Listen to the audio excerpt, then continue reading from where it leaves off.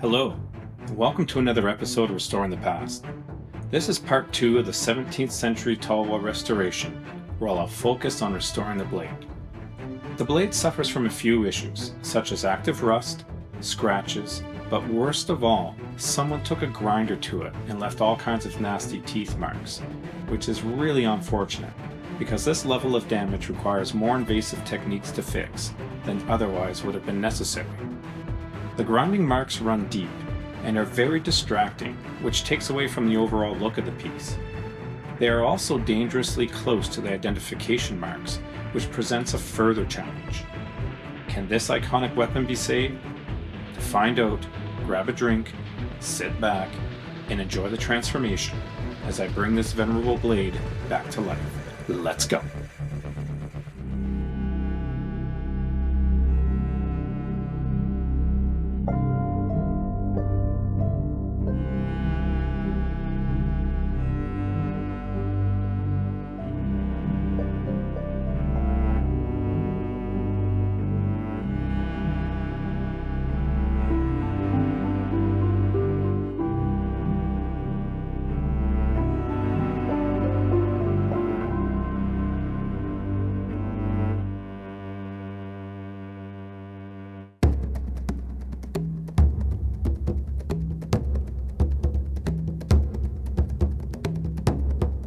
My apologies everyone for taking so long in putting out this video, but I struggled with the idea of how much to restore and how much to leave the way it is. This should always be the biggest consideration of any project, because it sets the tone for how things will proceed, and depending on what steps are taken, cannot be undone. If you are unsure like I was with this one, always start with the least invasive process first and test for effect. For this Tulwar, I decided that the grinding marks definitely had to go, and the active rust needed to be stabilized. Other than that, I wanted to keep as much of the original character and patina as possible. Natural patina is so important, so always keep this in mind and preserve as much of it as you can. The hilt had already oxidized nicely and developed into a nice dark russet or black patina, which would continue to stabilize in years to come. The relatively stable patina on the hilt meant that I did not have to do much here, and I could keep this section of the sword intact to help show the age of the piece. It's not uncommon to have different restoration requirements on a single item. Many historical artifacts are built from different materials which age differently, even when exposed to the same environments. So keep this in mind for your projects. There's nothing wrong with taking multiple approaches to different sections. In fact, under most situations, it's highly encouraged and most appropriate to do so. Keeping all these things in mind, the different conditions of the blade and hilt provided me with my project parameters, so I now had a clear idea of how I wanted the finished product to look like. The goals of the project are pretty simple. For the blade, I want it free of grinding marks, scratches, and active rust, and to carefully preserve the eyelash markings and maintain as much of the original character as possible. For the hilt, I want to preserve the patina that is already developed and use the least invasive methods possible to gently correct a few of the issues, such as those around the pommel. To make sure we're all on the same page, I will go over a few basic terms I'll be using while discussing certain parts of the Tulwar. Given that the Tulwar is a non-European weapon, the proper terms can vary, which makes it a little difficult to know what people are talking about when they say certain things. I've made a chart of some of the terms I'll be using when I talk about this Tulwar, which came from the Conservation Department at the Victoria and Albert Museum. This is not a comprehensive glossary by any means, but it should suffice to make sure we are all on the same page during this restoration video.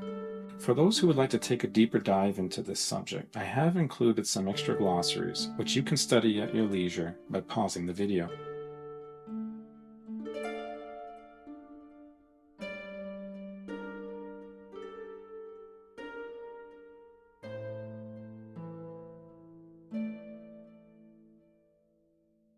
This old Tulwar likely dates back to the 17th century and features an imported blade from Italy, either from Venice or Genoa, with the hilt being of Indian origin.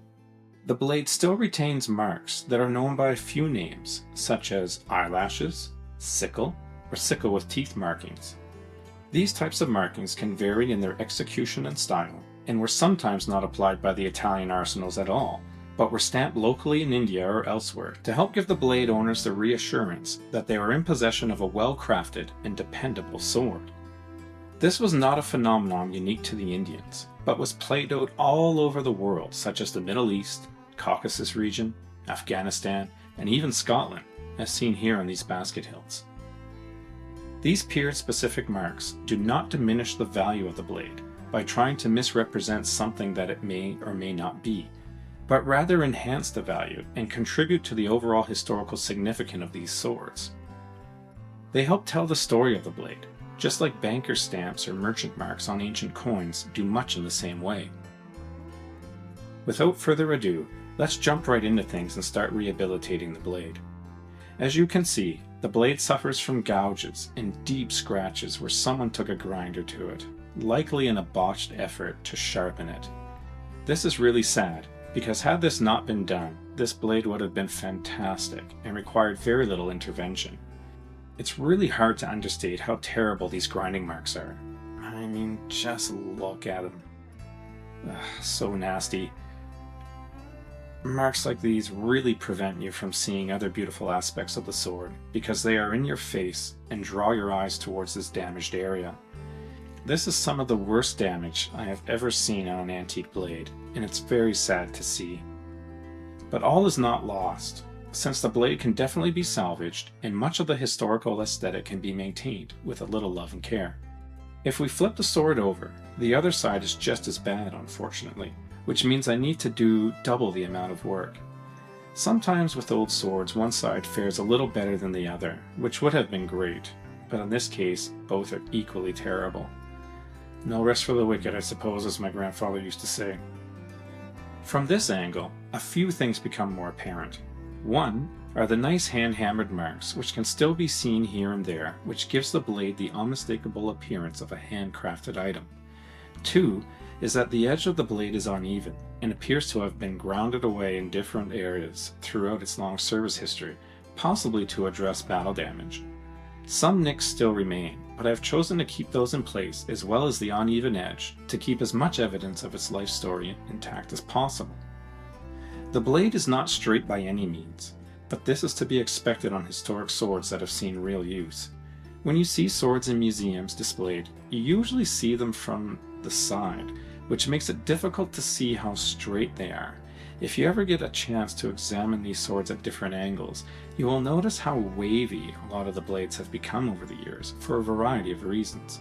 This waviness is not something I'm going to try to fix. I'll preserve this feature since it adds more to the piece than it does take away. This sword will be displayed from the side anyways, so no one will notice how straight the blade is. First off, I'll start by removing the light surface rust which has formed on the blade. It's easy to identify this rust by its yellow and bright red appearance. I'm using 3000 grit sandpaper on this, and that's the same level of grit that is used on car paints to remove blemishes. This fine grit is very mild and will only remove the rust and leave the surface steel intact. I am only using a small piece of sandpaper, which I am rubbing with one finger, much like the Japanese use when applying one of the final finishing stages called Kudaki Jizuya, where you take a small piece of Narutakido and rub it over the blade with your fingertip. The reason why I do it this way is so I can better control the amount of pressure and feel variations such as the finer subtleties of the blade and enhance these characteristics which I want to preserve. This would be very difficult if I were using a sanding block. So I'm just going to rub back and forth very carefully, not using much pressure. Just keep going back and forth, just like that. And you can see from the cloth underneath how much rust is actually coming off. Once you have done this for a while, then take a cloth and remove any rust that is loose on the blade. There, you can see how much rust was on there and has been removed. You want to remove this rust fairly often because you don't want to keep going over it and risk causing scratches to the blade from this debris. So just something to keep in mind. Better to rub and remove as often as you can. If this blade was in better condition and had not been mangled by a grinder, I would have stopped right here after removing the active rust, and I would have preserved as much of that dark gray patina as possible. But the poor condition of the blade forced me into a situation where I had to take things further in order to remove the deep grinding marks. Now that the active rust has been removed, I have a much clearer picture of the condition of the blade. The grinding marks are very visible, and some of them run pretty deep. In order to get these marks out, I need to be a little more invasive in my mechanical approach. I'm going to switch things up to 400 grit to see if this can remove a little more material. This will also help save some time. 400 grit will give me enough time to carefully monitor the amount of surface material I'm removing without taking all day to do so. Same rules apply.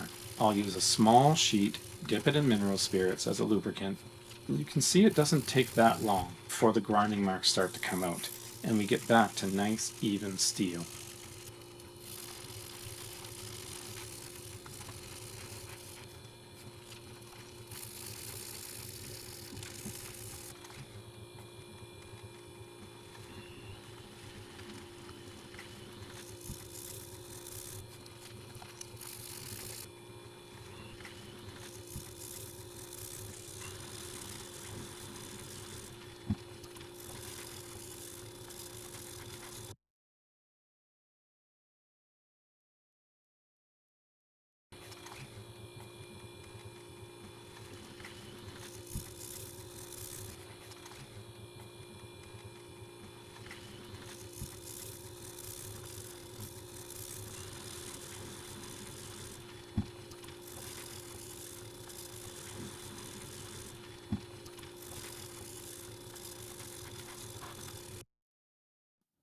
There are so many scratches on the blade.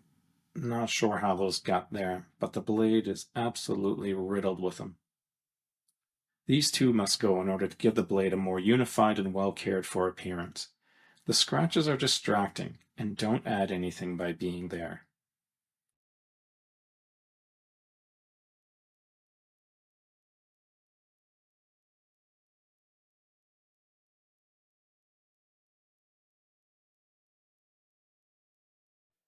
This is 1500 grit. Here you can see all the scratches that are on the blade. These are also distracting and take away from the overall appearance of the sword, so they have to go. In order to remove these scratches, I'll use the same process. They're not as deep as the grinding marks, so it won't take much effort to remove them. Just gently press down. These don't take a lot of pressure. Just go back and forth. And you can see how the marks are already coming out nicely. Yeah, very nice. It looks better already.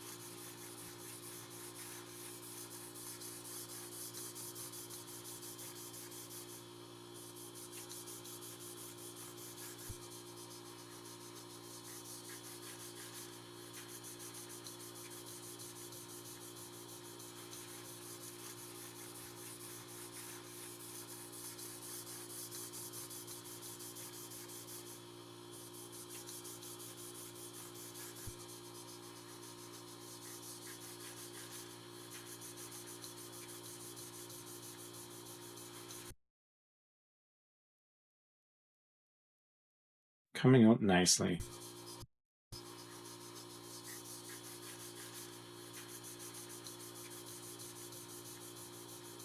I just love it when this nice dark slurry builds up. You know you're making progress whenever you see this. It's a very visual and sensory reminder that you're on the right track. Plus, it's so satisfying to remove this when the timing's right.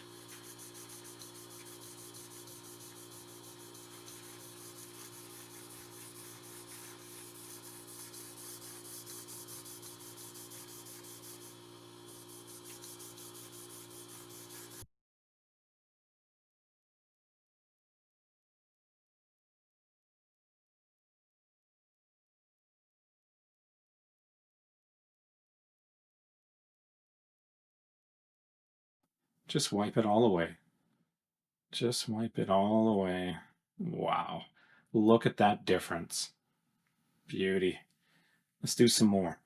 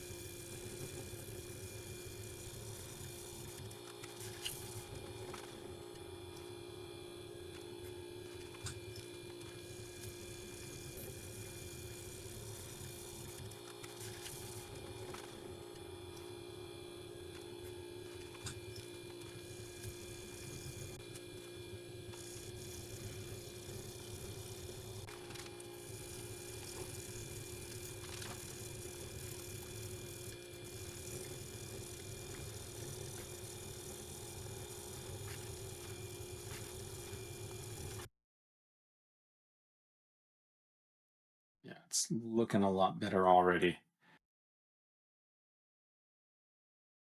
Yeah, very nice.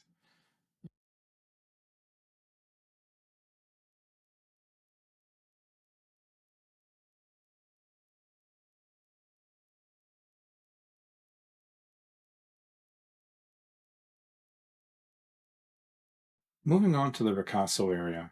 There is a lot of active rust on the Ricasso part of the blade, under the languette. This will be hard to reach without taking the sword apart, but I have a few ideas to get in there with minimal disruption. I need to tread carefully in this area, because I don't want to remove the patina from the languette, crillons, or knuckle guard. So not the easiest task, and definitely one that will take some time. But as long as I'm careful and just do it slowly and methodically, I think I can get rid of the rust on the Ricasso without affecting any other parts of the sword.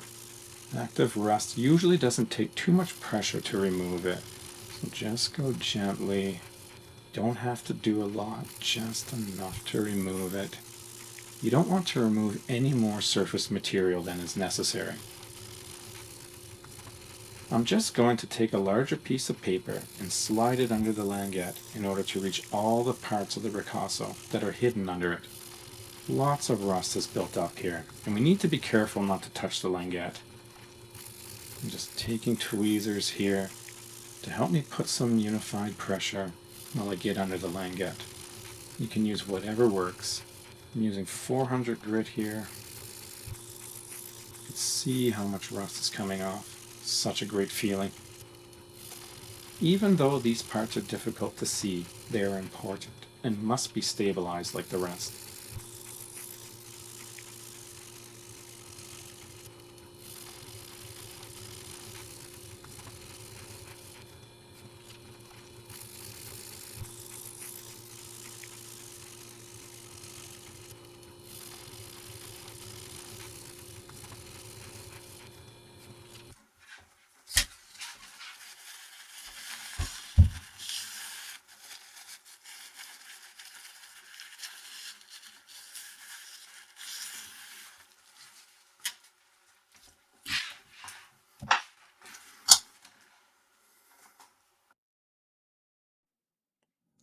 I want to leave this part more or less intact. The rust is non-active, and its presence helps add to the overall character of the blade. There's no need to remove this for the goals of this project, so I'm opting to keep it. When you encounter character marks like this, just be careful in these areas and preserve as much of it as you can. You'll likely be happy that you did once you see the finished result. It's just another way of keeping the overall character of the piece.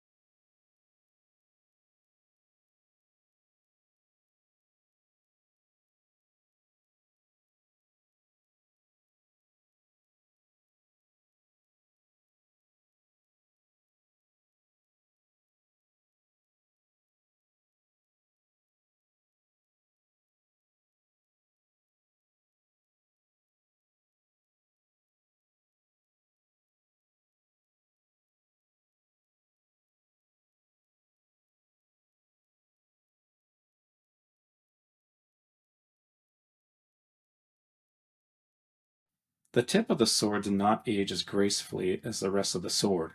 The reason for this difference is because the end of the scabbard, known as the chape, has been lost over the years, which left this part of the blade more exposed to the elements and surrounding environment.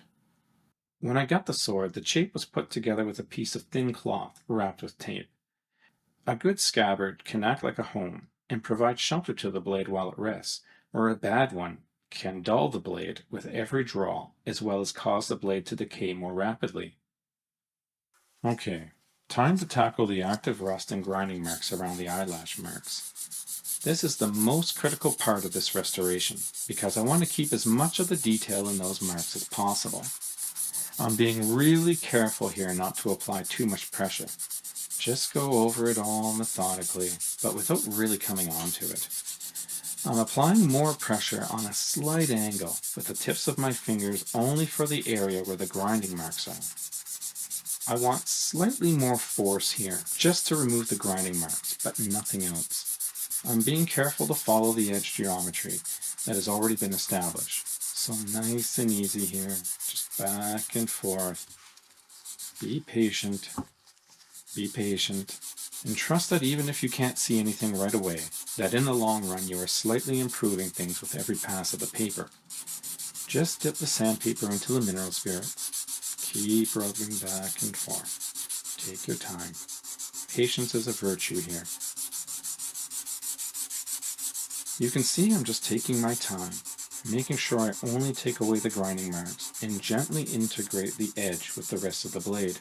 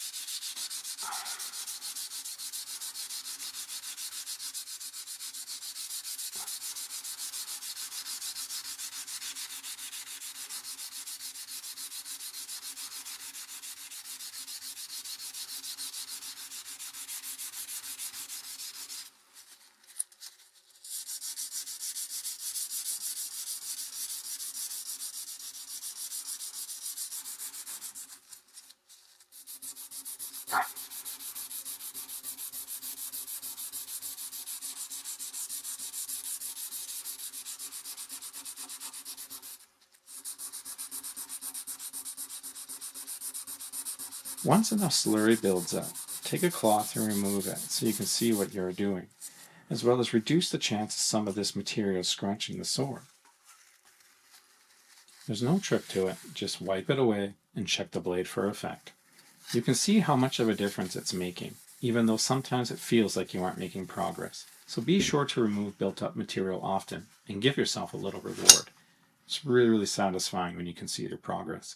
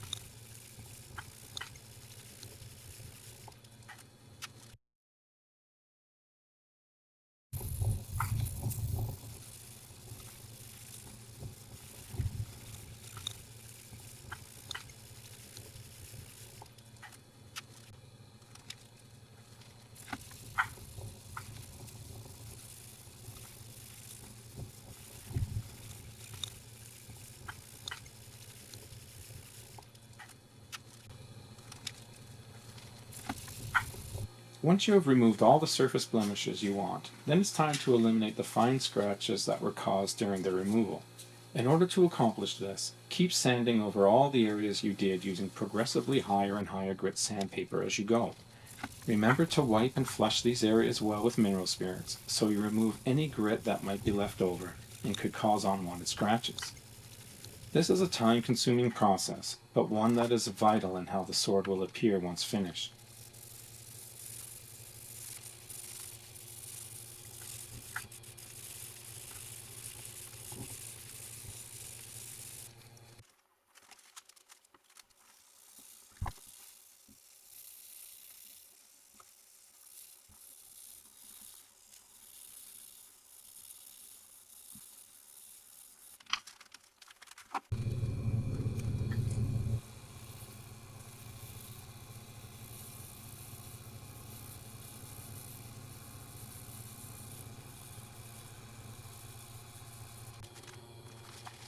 What I find fascinating about the Tulwar is that some British officers preferred it over their own domestic-issued weapons and started to carry Tulwars during the Indian Mutiny.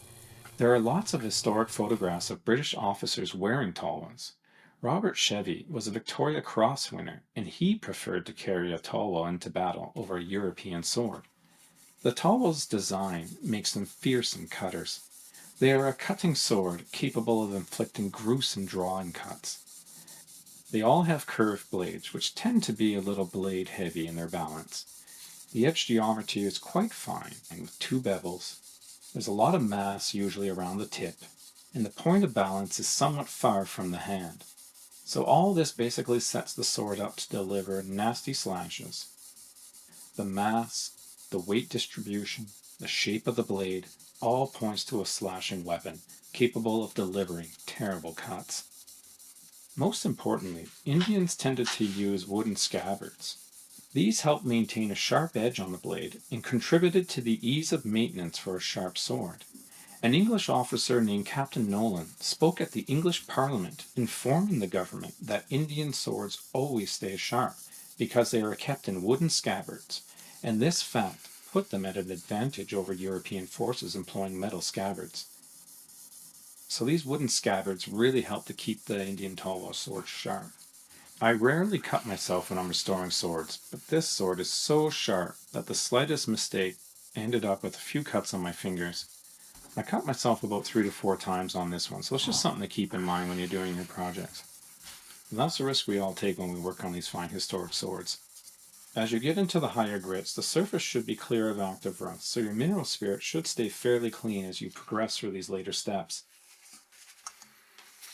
Just remember to keep wiping away material as you go, and flush the area well with mineral spirits. Once you get to the 2000 grit level, I no longer use paper towel to remove debris. Paper towel is surprisingly abrasive and will scratch the surface, so I only use cotton. I find the large cotton makeup removers work very well to absorb material and to gently clean it away. Whatever you decide, make sure it's soft like cotton. Yeah, very nice.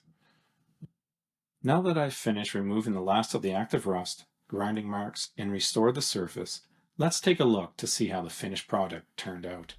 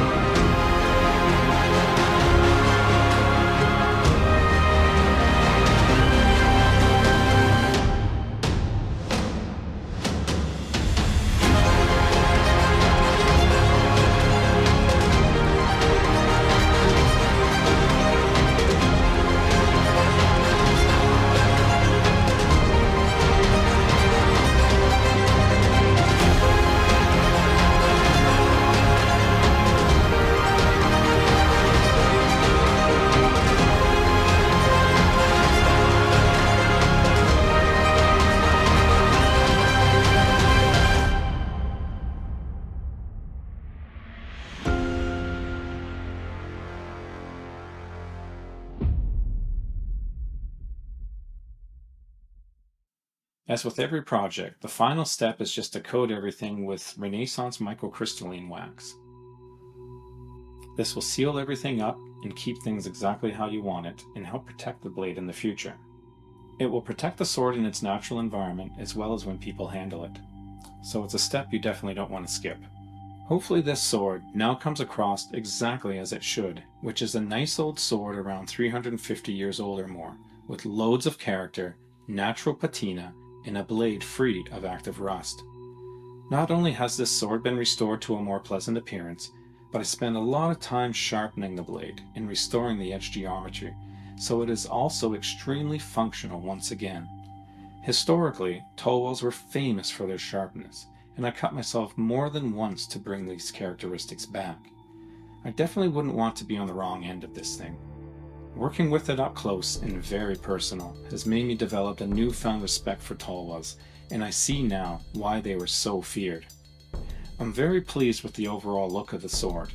I am glad I kept the hilt intact with all that beautiful patina, which helps solidify the sword's history and story.